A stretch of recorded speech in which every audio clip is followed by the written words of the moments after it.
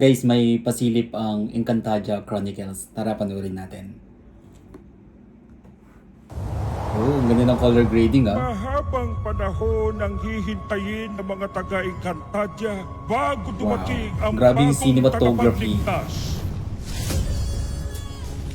Ang sanggol na matagal na wala Oh. ay naging isang reyna. Ang lupit ng effects.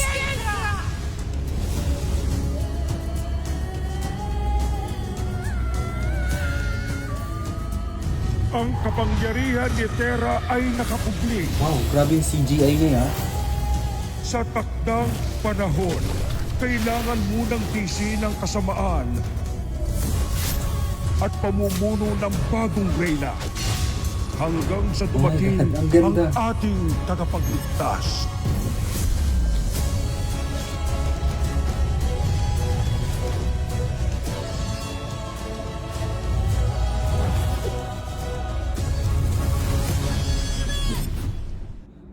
Wow. Grabe ang ganda ng quality ng pasilip dito sa Sangre, no? Encantadia Chronicles. Ang ganda. Ang ganda ng quality, yung color grading, yung ginamit ng camera dito. Grabe.